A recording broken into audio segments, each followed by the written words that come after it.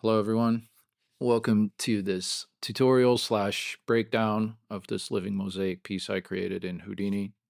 This will not be a beginner friendly tutorial. A strong foundational knowledge of SOPs will be helpful to follow along with this. And we'll be covering a bunch of different contexts from Copernicus to Pyro to RBD, Vellum, transformation matrices and Vex, and I think that's about it. But yeah, regardless of your level in Houdini, I think you'll be able to get some useful information out of this one. So let's dive right in. The first thing we will be creating is the static geometry for our mosaic. So all of these little tiles here from scratch. We're going to start with a Copernicus network here.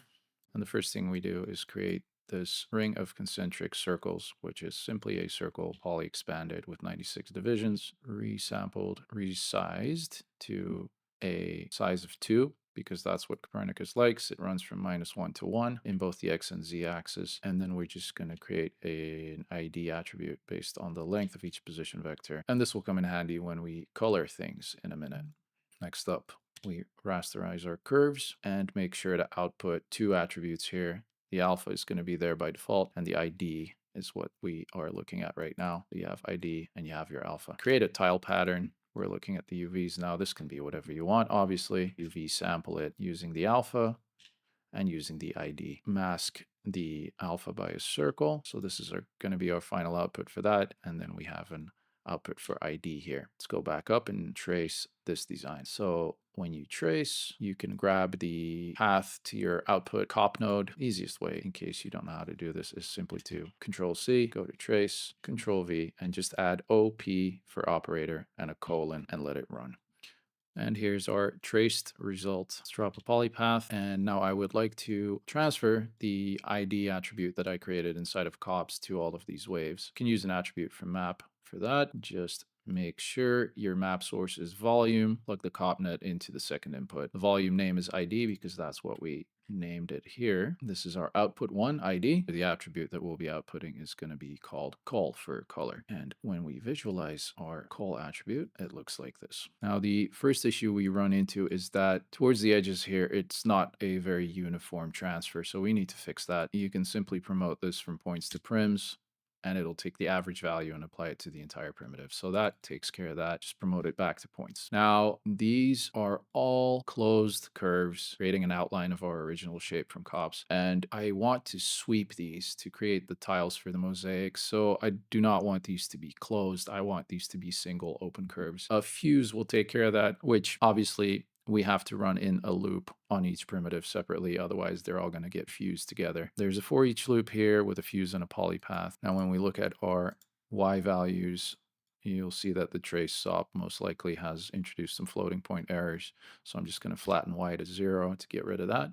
Match size and resample again for a more even distribution of points. I'm just going to give this an ID value of 1 for coloring purposes. Okay, next step is going to be to create this meandering pattern around the waves, which is based on an actual ancient Roman pattern. Just in case anybody was about to get upset about my choice of design for this. This is going to be our base shape. It's just a bunch of lines, and then we resample it, resize it, and copy it 24 times. Now, I would like to create this poly expanded look like this. Issue is that I also want to have a unique ID attribute for each division that I create.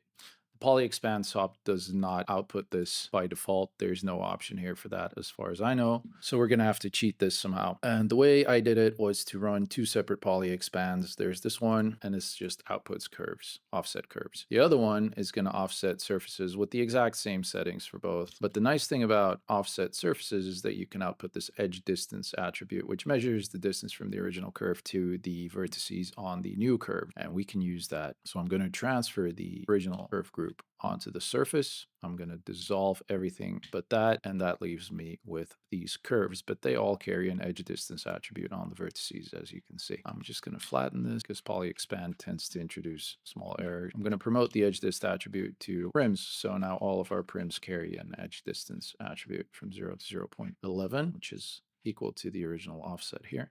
And we can abuse that to create an ID attribute in this case. it will be the call attribute once again, going to be 0 on the original curve, and it's going to be a different value on the split curves, on the divisions rather, based on the existing edge distance attribute and the offset that we had before, and then just convert it to a float, and it'll give us the following. Let's promote callback to points. All that's left to do, you would say, is to twist this into a circle shape using a path deform. The only issue is that if I do this now, you will see that we get some overlap here in the pattern. So let's fix that first. I'm just going to match size this, convert to line so that each segment becomes its own primitive. Let me just turn off this visualization for now. And then I'm just creating two bounding boxes like so. They will group some points at the edges here that I want to get rid of. Promote that group to edges and dissolve it. And now we're going to do the same for the other side. Exact same thing. So now when we path deform, everything should connect nicely, and we can check this by reducing the fraction of the geolit. Looks good. All right, fuse polypath. As usual, if you're working with curves a lot, you'll be using fuse and polypath a lot. Transform. And now we run into our second issue here, which is the point distribution. It's very uneven currently. Normally you would resample, but that unfortunately is gonna either destroy all my corners, or if I resample by polygon edge, it's gonna maintain the corners, but my point distribution is still gonna be pretty bad. So the solution here is to find all the corners, which I'm doing here by grabbing the two neighboring points for each point on this mesh, drawing a vector from those points to the current point, and then comparing the dot product. And if the result of that one is below a certain threshold, then we put them in a group. So as we crank this, you can crank it all the way up, or you can reduce it, and then you just get the corners. Very useful, because now if we poly cut these corners, we get separate segments for each straight line. And now we can resample per segment, which gives us this. Corners are maintained, and we get a very uniform point distribution. Great. So once again, fuse polypath. Give this an ID of 2, and just get rid of the groups and the attributes that we don't need. So that's our meandering curves done. And the last part is going to be everything that remains here, really. So all these damaged pieces around the two main designs. Do another Copernicus network, very, very simple one in this case, creating a circle and a grid, giving them normals that point away from 0, and just stamping a very simple design to those points, which looks like this. Subtract the circle from the middle, add a little border there, and that's all there is to it. Trace, fuse, polypath, and a quick facet to remove the inline points and clean this up a bit. At this point, it's the exact same poly expand setup that I used before, so I won't be going over that again.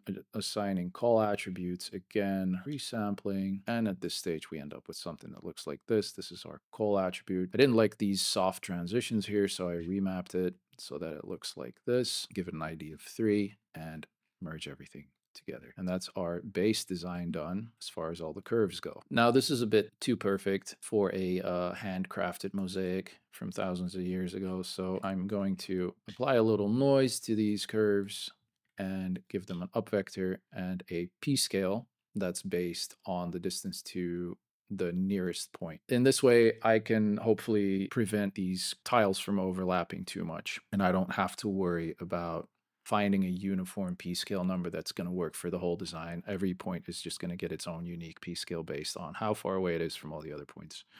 So that when we sweep in ribbon mode, we end up with something like this. And now we do have some overlap in these parts. Looks pretty good over here, and it looks pretty good over here for the most part. Now, of course, we can tweak this if we want. I've made a little amplitude slider here, so you can always dial this in however you want. We'll be taking care of the overlapping bits either way. Stretch around turns here if you like. Okay, so the first thing I want to do is introduce some breakup because all these tiles are, a little bit too identical. So I'm going to create a random group, split it off, and one of them is going to get resampled to 12 segments per prim, which gives you these nice bevels, and the other one's going to get resampled to 4, merge them together. So now we already have a bit of breakup going. Add an exploded view to offset them all a bit more. Resample to 12 and jitter a tiny bit. If you're just rendering a wide shot like this, as far as I'm concerned, you can use this geometry just fine. On the other hand, if you want to do any type of close-up shot, you're going to run into overlapping prims like this. It's not terrible, but in some spots, I mean, it's obviously happening. So one way you can fix this is to run a Boolean operation that outputs a seam. This is a pretty heavy operation on geometry of this size and complexity. It took about 20 minutes on my high-end desktop, so just let it run, go outside, go stare at a wall. I don't know, whatever you like to do, but just let it run and cache it as soon as it's done.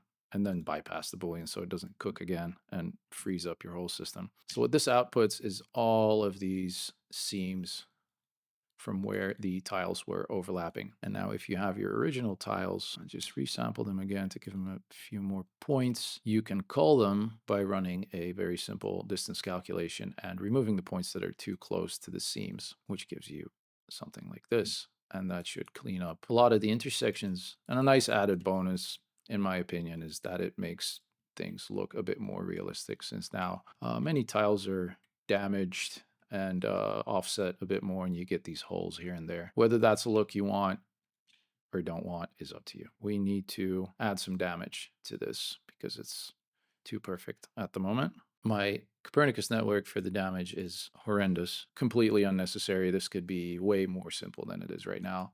This is just my final output from layering a ton of noises on top of each other, masking bits out, adding more noises, and just really playing around for about, I don't know, maybe 15 minutes. So it looks bad. It's just a bunch of noises. And this is the output. Maybe you can get away with just like a grunge layered noise, throw that on, call it a day, whatever you want. But I messed around with it a bit longer, and this is what I ended up with. So I'm transferring this mask attribute to our mesh like so. And then I'm just going to blast everything that's below a certain threshold value and clean it up. I'm also creating a dirt attribute that's based on the original mask. It's just remapped so that I can get this encroaching sand look when I move on to the rendering part of the project. Match size, UV project. One thing you have to keep in mind when you're UV projecting is that the Z component of your UV attribute will be set to 0.5. For Copernicus, that can be an issue. It'll freak out sometimes. So make sure to flatten that in case you're moving on to any kind of Copernicus work afterwards. I'll put a null here that we can reference in the next Copernicus network. I want to make sure that every tile gets one single uniform color and that there's no bleeding of color across different tiles, because that's just not going to look right. So I'm going to pack all of these using an assemble SOP with create pack primitives on. Make sure the appropriate attributes are transferred. And now these are all treated as a single point or a single pack primitive. All right, another Copernicus network here. This one's going to be pretty simple. We're importing the flat unpacked, very important, unpacked geometry, rasterizing it to UV space, rasterizing the geometry to output two attributes, call for color and ID for masking. So we're just going to color these three parts of our design separately. First one's going to be the water. Mask it using the ID to mask with the appropriate number that we assigned before. Multiply the two. Do the same thing for the meander, and then you can just use a blend cop, set the mode to maximum. Same thing for the last part, another blend cop. This stage, I want to make sure that there's as little room for coloring errors to show up in my mesh, mostly referring to the black stuff here. Towards the edges, the transfer might mess things up a little bit and color some tiles black, which I don't want. So grabbing a mask from the original rasterized geometry and doing an RGB to RGBA. It gets rid of the black, but I guess in hindsight, these values out here are still 0, so it might still be a bit of an issue. So I'm also adding a dilate and outputting the color here. Once again, attribute from map. Now let's see if we run into that problem that I mentioned a second ago. And yes, we do. We have a couple of black tiles here, but we're just going to fix that with some vex. There you go. I'm just assigning a neutral color to any black tile. And I'm also randomizing the existing color attribute by multiplying it by a random value between 0.9 and 1.1. And what this does is create a bit of breakup in the colors. All the tiles are perfectly flat. That makes no sense. So we want to rotate these a bit, and the scale is too uniform for my liking as well. So I'm going to randomize the two with some vex. Yeah, you knew this was coming. First thing we're doing is creating a couple of channels that will determine the minimum angle, and minimum and maximum scale. Creating a random angle here, a random scale, and a random axis. Now, the angle and scale are obviously fitted to be between these two values here and here. And then we're taking the intrinsic transformation matrix of each packed primitive. It's a matrix 3, keep that in mind, so it doesn't address translation, only rotation and scale, and you can grab it with the prim intrinsic function. So once we have that matrix defined here, we can rotate it using the aforementioned variables here, we can scale it, and then we just set the new prim intrinsic value to be that updated matrix right here. And now you can see the tiles are all rotated randomly and scaled as well. Much more cohesive look. Okay. That's our static mosaic done, I think. Next up is going to be our shark, which will be swimming through the water that we just created. My starting point here is just this basic silhouette that I traced. You can trace any vector you want. You could draw the curve in Houdini directly, or you could even load a mesh and use the labs extract silhouette SOP to get something like this. The usual resample, fuse, polypath, flatten in Y, subdivide it so we have a ton of points here, and then I'm going to poly expand, flatten again, which you should always do after the poly expand just in case. And I'm going to create an attribute here called shark index, which is simply the relative bounding box along the z-axis. And we'll be using this soon. This is going to be very important. At this point, I'm splitting this shark up into 3 streams because I want 3 final outputs for this thing. The first one is going to be the shadow of the shark because that's going to be transferred to the mosaic that we created. So I'm just blasting the outer curve, polyfilling it, blasting that curve again. And I'm using Exoside quad remesher to remesh this. You can use the regular remesh SOP. That'll be fine as well. What will not be fine most likely is the native quad remesher in Houdini, which is still in beta, as you can see. Don't worry, one day it'll get there. Just use the regular remesh if you don't have Exoside, which I do highly recommend you get because it's very good. Attribute delete, and this is just going to be our shadow group. The second one is going to have its curves enumerated with an attribute called primID, and that looks like this. I'm going to promote that to points and create a new float attribute based on that. So now we just have a PTID attribute that we can use for coloring. I'm going to normalize that. It's basically the same thing as before, except now it runs from 0 to 1. And we're going to subdivide this and sweep. So now we have something like this. Put that in a group as well. Last one is just going to be the curves. So now we have 3 overlapping streams in here. This does not look great, but it will soon. All right, static shark is done. Now we need to make this thing swim. I just grabbed a line with linear points here, put a sine wave on it, and rotated it, scaled it a little bit, drop a path to form. I have a little expression in here that takes the current frame and fits it from the start to the end range. So this shark is going to be swimming like so and covering the entire curve across our predefined frame range. So now we can split these elements of the shark back off into the curves, which are now moving, into the shadow, which is moving as well, and into the sweep, or rather the swept geometry, which is now also colored based on that previously created PTID attribute, and then randomized a little bit.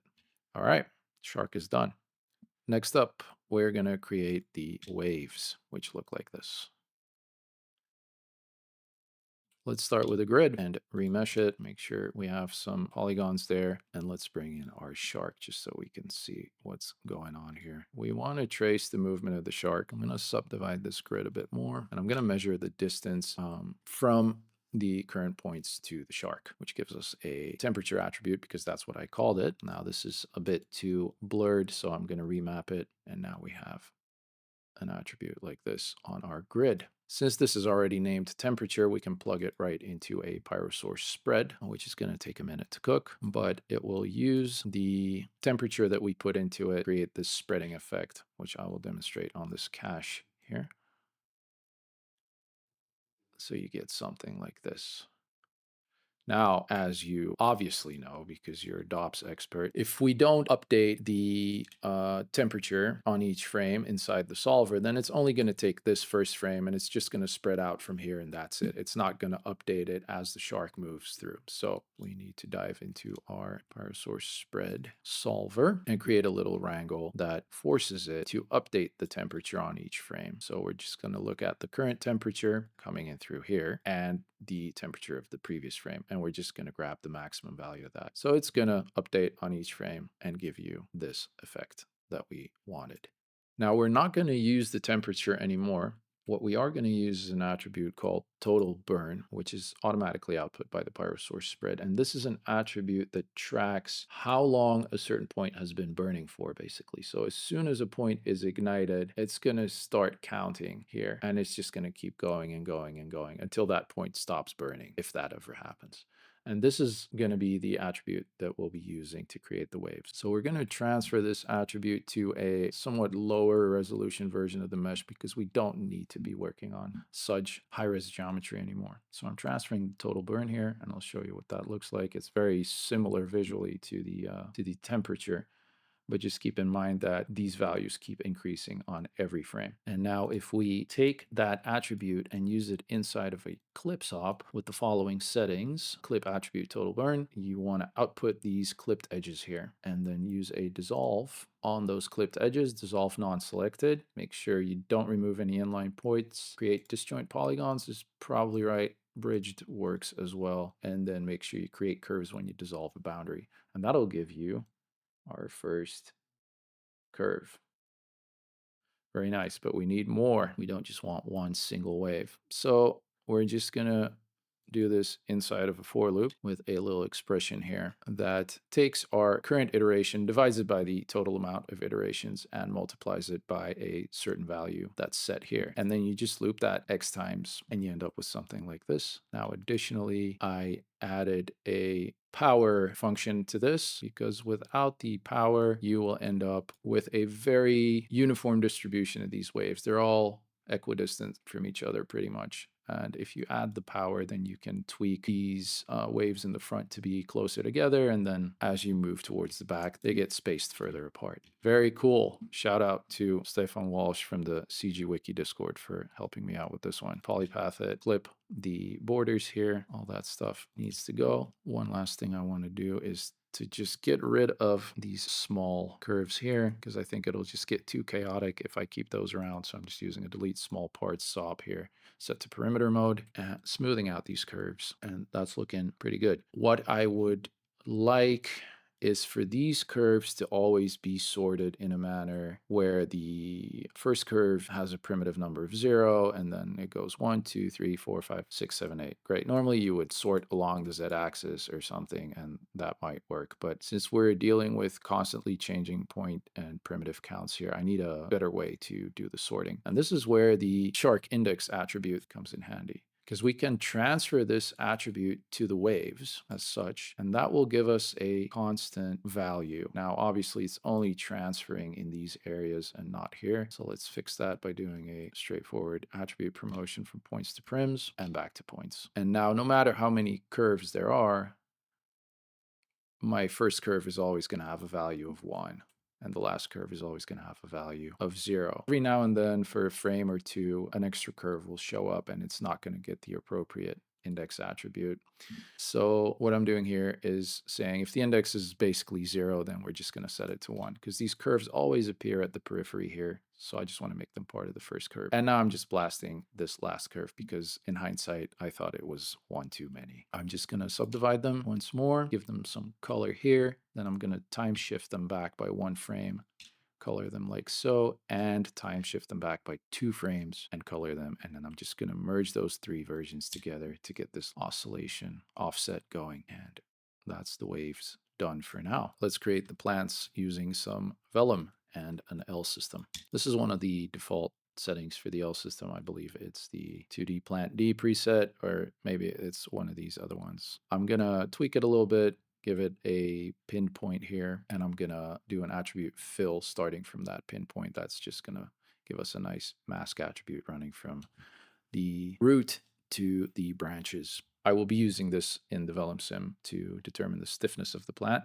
Just remapping it a little bit here. Bend, transform, that's our basic plant. Done. Now I'm going to create a circle, scatter some points, scatter some more points. These are going to get a larger P scale. These will get a smaller one. Give them a normal that points towards 0 and adjust that normal a tiny bit by a noise. Copy our plants. Now at this stage, I can throw this into a Vellum hair sim. I believe this is all default. I just pinned the pinpoints. Obviously, no stretch stiffness. Bend stiffness is 0.001 and it's scaled by the mask attribute that I created. And I could maybe add a little bit of wind noise here, and we have a nice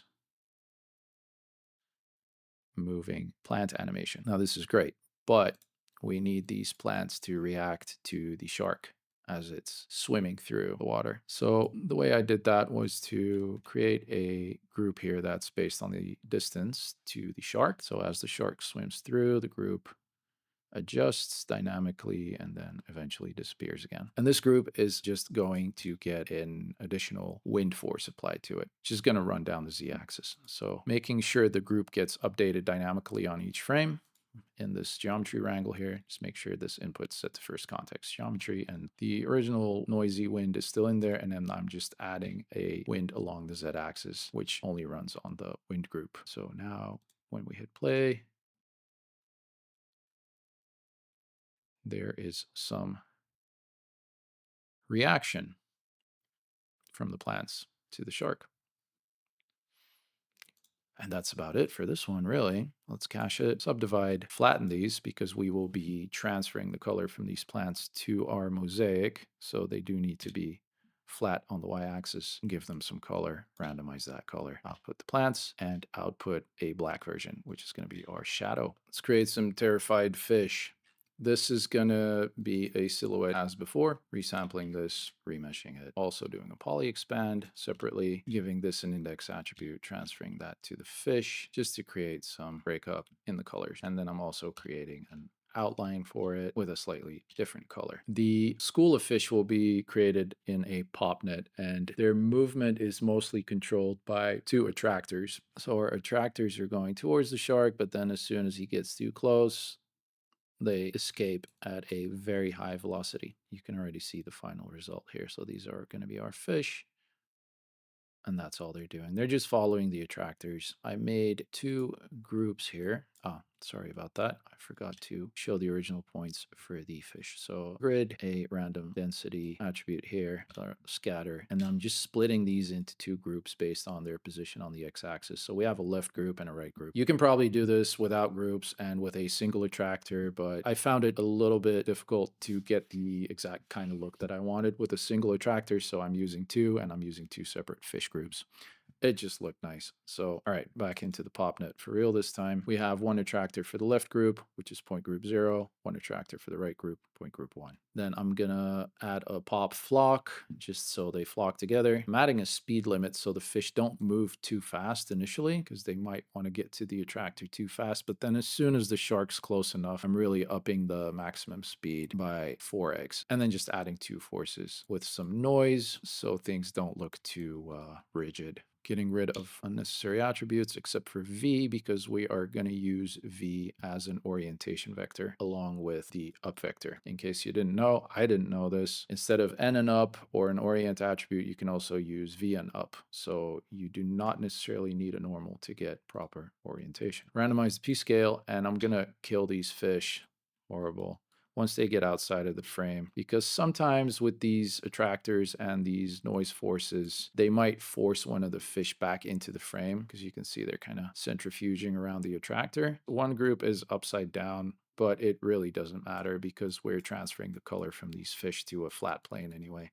In case you want to fix it, you can group by normal and reverse them. So outputting the fish here and outputting a black version, and that's just going to be the shadow. Let's move on to the last section before we start assembling everything. This is going to be an RBD sim for the tiles that get spilled over the edge of the pool as the waves hit it. So the waves are coming in, and then they hit the edge of the pool, and they throw these tiles over the edge. So first of all, we need our waves here, and I'm just going to resample these to bring down the resolution a bit. And I'm going to create a distance attribute that's based on the length of p, and I'm going to clip by that. So now they're just clipped to a circle. I'm going to scale this up by 4 because RBD, in my experience anyway, likes larger scales. At small scales within 0 to 1, it just doesn't behave properly. So this is scaled up by 4, and we will have to scale up our RBD world scale by 4 as well. Let's create the tiles first. So this is just a circle.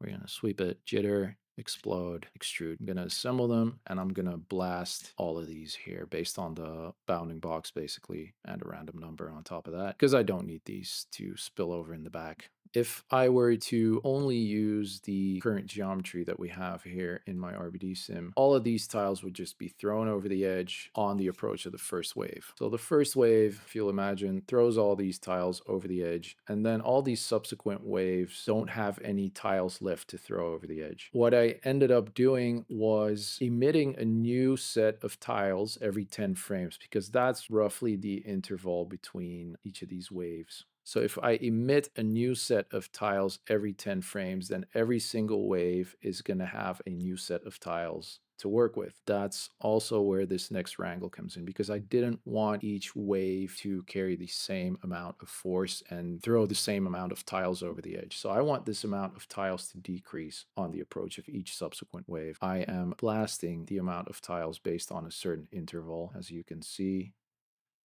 the amount decreases gradually every 10 frames or so. And we can use this inside our RBD bullet solver by emitting this geometry every 10 frames. So the first wave is going to throw tiles over the edge. 10 frames later, a new set of tiles is going to appear for the next wave to throw over the edge. Another 10 frames, another new set of tiles, etc., etc. Unpack them because we will be packing them again with the RBD configure. The initial pack was only for blasting and coloring. And now we're going to create a switch with a modulo expression, because if these tiles are here on each frame, then my RBD bullet solver is going to emit them on each frame as well, and I'll end up with a million tiles, which is obviously not the point. So by using this switch expression, it just runs a modulo function, and it only shows the geometry every 10 frames. So we have tiles every 10 frames, and the amount of tiles decreases as well as time goes along. What's important is that we transfer our color, create packed fragments, and set the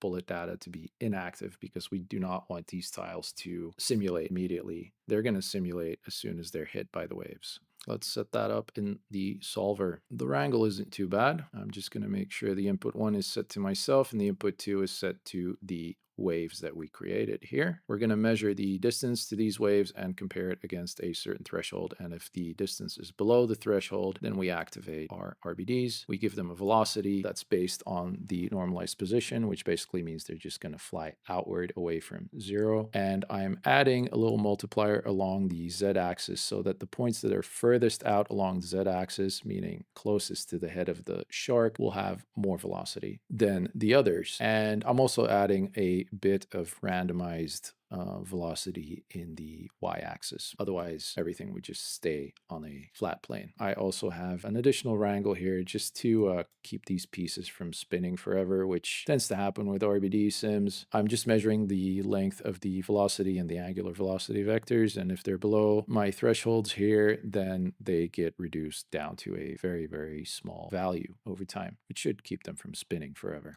We need to scale up the bullet world scale in accordance with the transform here. We need to make sure we emit RBDs, otherwise it's only going to run on the initial input geometry. And we need to make sure that we're outputting the active attribute, because after caching, I want to delete all the inactive points using a very simple expression like so. So now only the active points will be visible. Now, I ran 2 versions of this with different settings, and I also ended up with one that looks a bit different. It's a bit more drastic in the front here, which I liked. So I kept them both. and merge them together. We have all our elements in place. We have our mosaic, we have our shark, we have our plants, our fish, our BD sim, and we have our waves. So we're down to the final stretch here, which is where we're gonna put everything together. Looks like I lied. We have one more thing to create, which is gonna be the caustics on our water. Should be a fairly quick one. Create a circle, scatter points, and one more CopNet UV map that's split into a few different channels. Another shout out to Nicola D from the CG Wiki Discord for helping me with this setup. Simple, but very efficient. A remapped noise here that's animated, and we join the channels again and put that into the position of a Warley noise, which gives us something like this. Make a smaller version, blend them together, back to mono, and that's some caustics right there. Just add a little distortion. Good enough. Attribute from map, and we're going to blast everything with a value below 0.01. Now we pull in our static mosaic, and we're going to split off the water part into its separate stream, because that's basically where all the elements that we've created are going to show up. Nothing in this part of the mesh is going to move. This stays as is. So now it's going to be a whole bunch of attribute transfers where we're taking the separate elements and transferring mostly their color in the right sequence. So we're going to start with the caustics at the very bottom. Then we're going to grab the plant shadow, transfer that. Then we do the plants. As you can see, this is not very complicated. For the fish shadows, I realized I don't want all these fish to look as if they're swimming at the exact same height. So some of these shadows should be further away from the fish than others. So a quick assemble and a randomization of their X and Z positions takes care of that.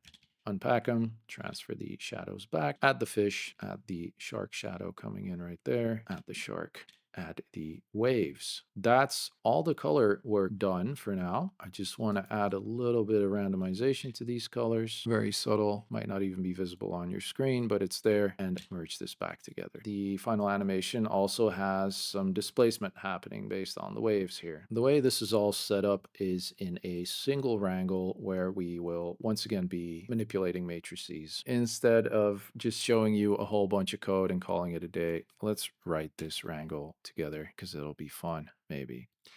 At the very least, I think it'll make a bit more sense if we go through it step by step. The first input of our wrangle is going to be our mosaic, all packed prims, keep that in mind. The second input will be our wave curves, and the third input will be the centroid of all these waves. Not the centroid of each wave, but the centroid of all the waves. So just run this over detail, and that'll give you a single point, which is moving along with the waves. All right, put that in the third input. That's all our inputs. And now let's start writing. First of all, we want to get the current transformation matrix for each primitive. So let's run over prims. And let's grab a matrix. Not a matrix 3, because a matrix 3 does not include translation information, only rotation and scale. So you want a matrix 4. In this case, you type matrix. Xform, nope, not Xform. Let's call it TF for transform, and we'll get packed transform 0 at prim num. So we have the matrix. Now we want to create another matrix. Call this one Xform. Initialize it, and then we will translate it. So we're translating the Xform by, let's say, 0.10. So that should move things along the y-axis as soon as we set the new value on the packed transform. So 0 primnum, new value, Xform times TF. Yep, that moved all of our tiles. All right, that's a start. Now let's make sure these tiles are only moved if they're within a certain distance of the waves. So dist, XYZ dist, 1 be at P. And let's set a maximum distance as well so that we have a certain threshold. If the distance to the nearest wave is below that threshold, then we displace these tiles. So, and let's set it to, I don't know, something small. Let's try 0.1 for now. And now let's wrap this final expression inside an if statement. So if the distance to the nearest wave is below the threshold, then we apply this pack transform. Otherwise, we don't. One of these guys. Okay, you can see it is roughly following the waves. We can definitely bring this down. way too much offset. So let's create an offset slider here. Call it offset, what we want to do there. So we're going to set this as the value for our translation. Yeah, that looks all right to me. Let's restrict these waves to only the pool and add a little bit of fall off there. And I'm going to fit the length of each position vector. Actually, that's going to be a fit 0, 1. We're going to refit it to 1 and 0. So it's the other way around.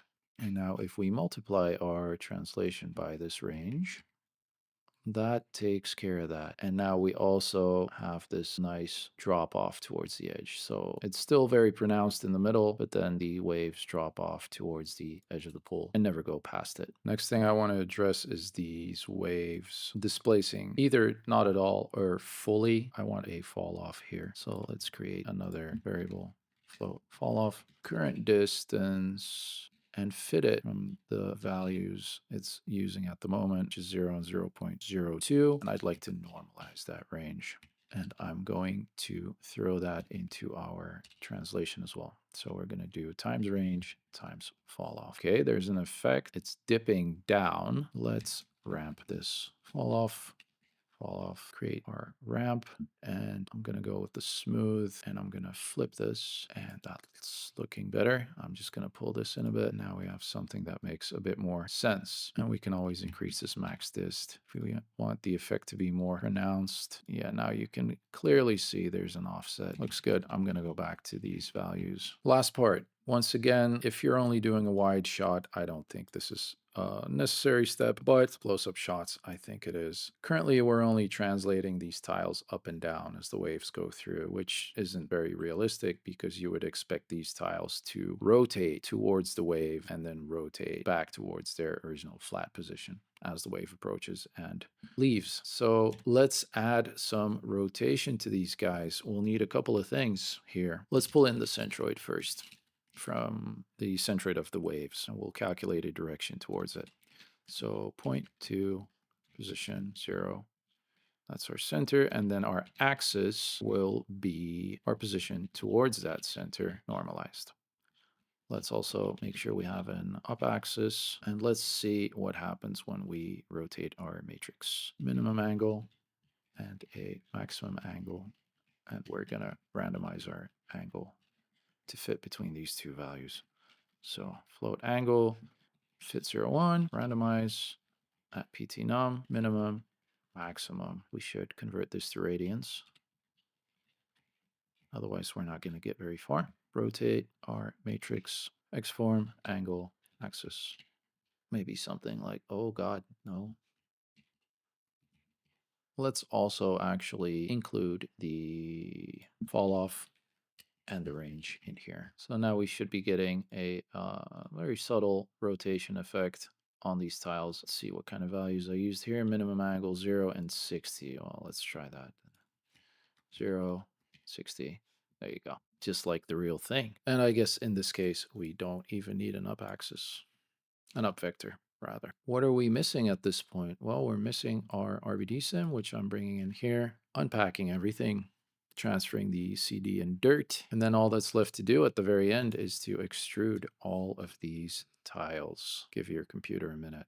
Cut him some slack. And you're good to go. I will not be covering the rendering part because the rendering was extremely straightforward. I use Octane because I like Octane. I recommend Octane if you're a Houdini user. If you like Karma, then that should work just fine as well. The only thing you have to do is assign the CD attribute in your shader. And I use the dirt map to create some sand around the edges here. And then I just ran it with a single HDRI for lighting. And that's about it. I hope this was useful. We've covered quite a bit of ground here, recapping from Copernicus and SOPs to a bunch of SOPs clipping tricks here in the waves, Vellum for the plants, pops for the fish, and RBD for the splash. And then putting everything together with some Vex magic towards the end. All right, I'm going to wrap this up. I hope this was useful. If you guys have any questions about this setup, leave a comment, share the video if you liked it. Let me know if this was useful, and I'll see you next time. Bye.